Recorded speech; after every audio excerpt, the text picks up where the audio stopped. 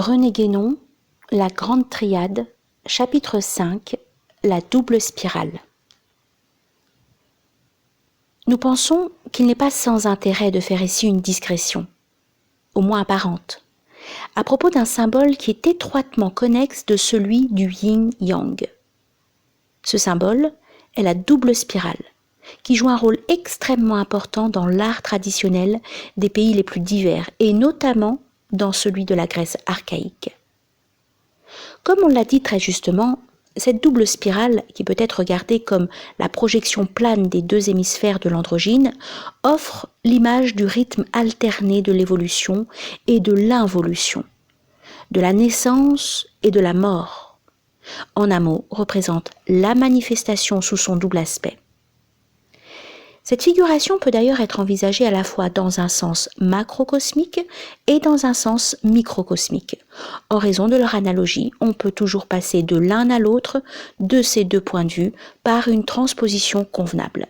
Mais c'est surtout au premier que nous nous référons directement ici, car c'est par rapport au symbolisme de l'œuf du monde, auquel nous avons déjà fait allusion à propos du yin-yang, que se présentent les rapprochements les plus remarquables. À ce point de vue, on peut considérer le deux spirales comme l'indication d'une force cosmique agissant en sens inverse dans les deux hémisphères, qui, dans leur application la plus étendue, sont naturellement les deux moitiés de l'œuf du monde. Les points autour desquels s'enroulent ces deux spirales étant les deux pôles. On peut remarquer tout de suite que ceci est en relation étroite avec les deux sens de rotation du swastika. Ceci représente en somme la même révolution du monde autour de son axe, mais vue respectivement de l'un et de l'autre des deux pôles. Et ces deux sens de rotation expriment bien en effet la double action de la force cosmique dont il s'agit, double action qui est au fond la même chose que la dualité du yin et du yang sous tous ses aspects. Il est facile de se rendre compte que dans le symbole du yin-yang, les deux demi-circonférences qui forment la ligne délimitant intérieurement les deux parties claires et obscures de la figure correspondent exactement aux deux spirales. Et leurs points centraux, obscurs dans la partie claire et clairs dans la partie obscure, correspondent aux deux pôles. Ceci nous ramène à l'idée de l'androgyne, ainsi que nous l'avons indiqué précédemment. Et nous rappellerons encore à ce propos que les deux principes yin et yang doivent toujours être considérés en réalité comme complémentaires, même si leurs actions respectives dans les différents domaines de la manifestation apparaissent extérieurement comme contraires.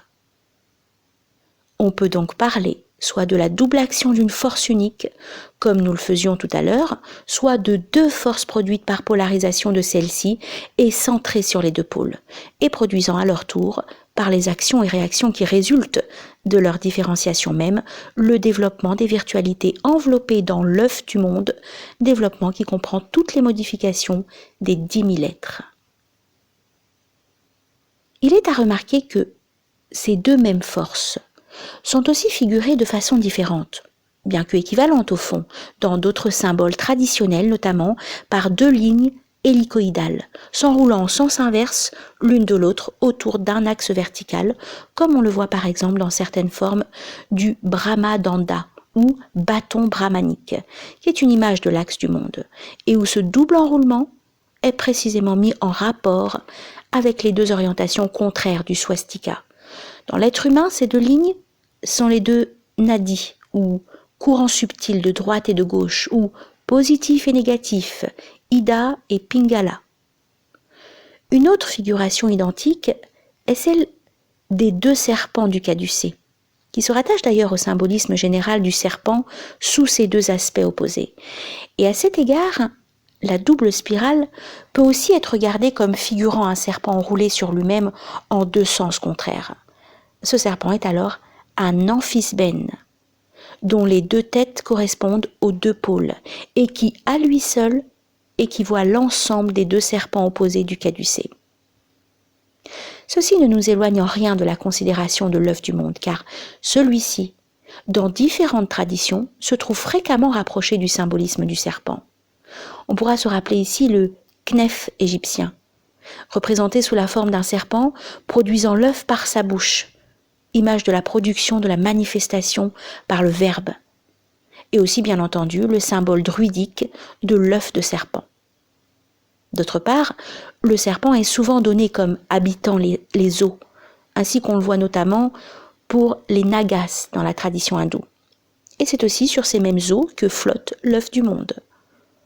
Or, les eaux sont le symbole des possibilités, et le développement de celle-ci est figuré par la spirale, d'où l'association étroite qui existe parfois entre cette dernière et le symbolisme des eaux. Si l'œuf du monde est ainsi, dans certains cas, un œuf de serpent, il est aussi ailleurs un œuf de cygne. Nous voulons surtout faire allusion ici au symbolisme de Hamsa, le véhicule de Brahma dans la tradition hindoue. Or, il arrive souvent, et en particulier dans les figurations étrusques, que la double spirale est surmontée d'un oiseau.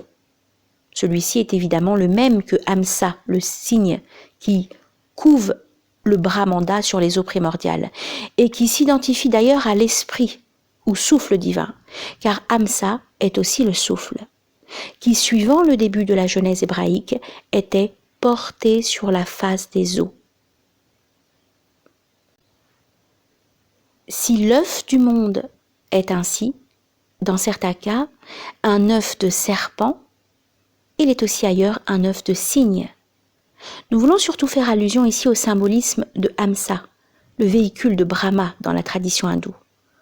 Or, il arrive souvent, et en particulier dans les figurations étrusques, que la double spirale est surmontée d'un oiseau. Celui-ci est évidemment le même que Hamsa, le cygne qui couve le Brahmanda sur les eaux primordiales, et qui s'identifie d'ailleurs à l'esprit, ou souffle divin, car Hamsa est aussi le souffle, qui, suivant le début de la Genèse hébraïque, était porté sur la face des eaux.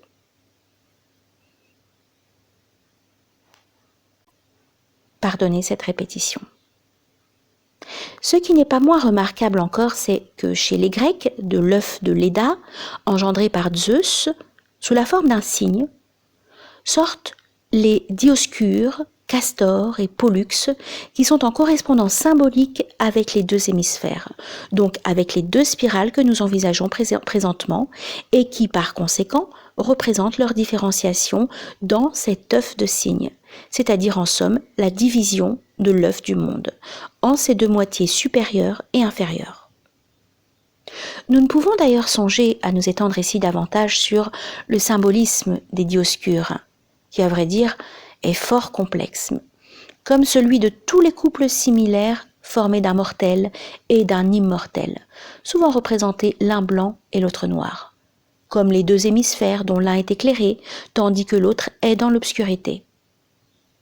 Nous dirons seulement que ce symbolisme, au fond, tient d'assez près à celui des Devas et des Asuras, dont l'opposition est également en rapport avec la double signification du serpent, suivant qu'il se meut dans une direction ascendante ou descendante autour d'un axe vertical, ou encore en se déroulant ou s'enroulant sur lui-même, comme dans la figure de la double spirale.